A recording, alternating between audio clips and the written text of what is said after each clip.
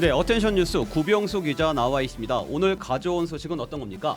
네, 그 대파 한 단 875원 논란이 재점화가 됐습니다. 네. 윤석열 대통령이 지난 18일 날 하나로마트를 찾아서 한 단 가격이 875원이면 합리적이다 이렇게 얘기를 했잖아요. 맞아요. 근데 경기 수원정에 출마하는 국민의힘 이수정 후보가 이건 한 단이 아니라 한 뿌리를 얘기한 거다.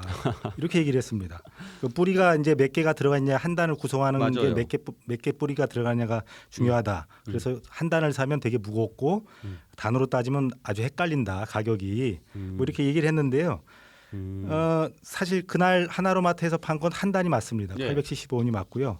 대통령실도 윤 대통령이 대파 한 단에 875원이면 합리적이었다 이렇게 얘기했다고 이제 밝히기도 했어요.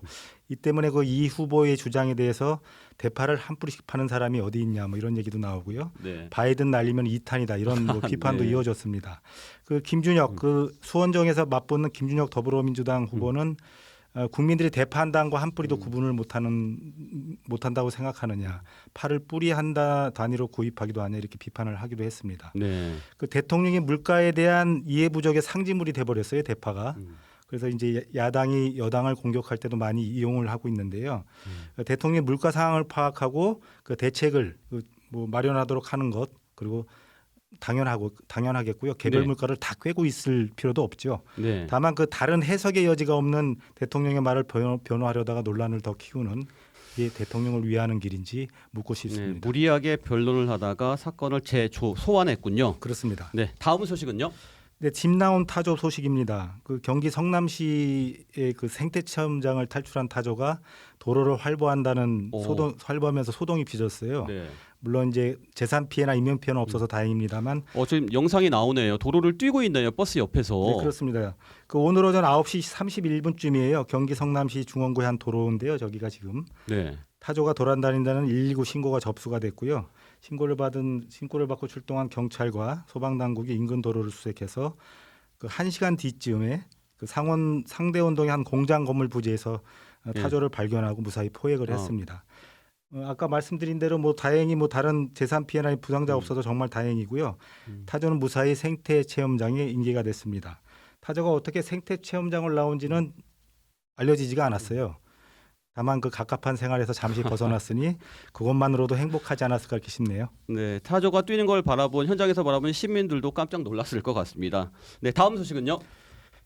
그 오타니 쇼헤이 그 미국 프로야구 오타니 쇼헤이 소식을 다시 전해드려야 될 것 같은데요. 네. 그 지난번에 말씀드렸지만 전 통역사가 불법 도박 혐의로 해고를 당했는데 여기에 대한 입장을 처음으로 오타니가 직접 밝혔습니다. 네.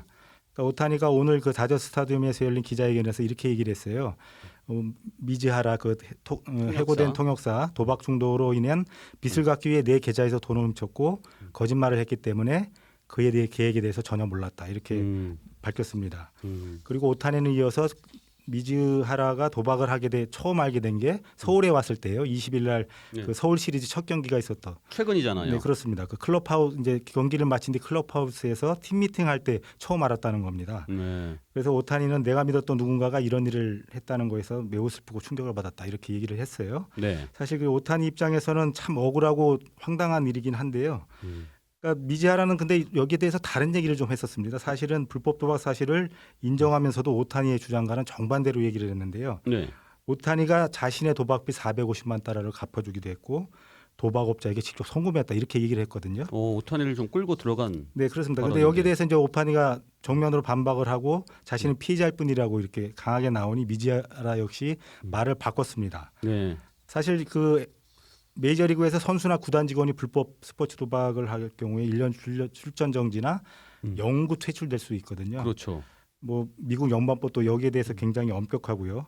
근데 60억 원이 계좌에서 빠져나갔는데 전혀 몰랐다는 오타니의 해명이 액면그대로 받아들일 수 있을까 이렇게 싶네요. 그렇군요. 돈은 좋은 하인이지만 나쁜 주인이라는 말이 있습니다. 네. 그 돈을 잘 관리한다는 의미인데요. 관리해야 한다는 의미인데 오타니에겐 뼈아픈 일이 될 수도 있겠습니다. 네, 마지막 소식 짧게 전해주시죠. 네, 그 스페인의 유명한 건축가죠 안토니오 가우디가 설계한 바르셀로나의 대표적 건축물 사그라다 파밀리아 성당이 오늘 2026년에 완공된다는 드디어 소식입니다. 2026년에요. 네, 그렇습니다.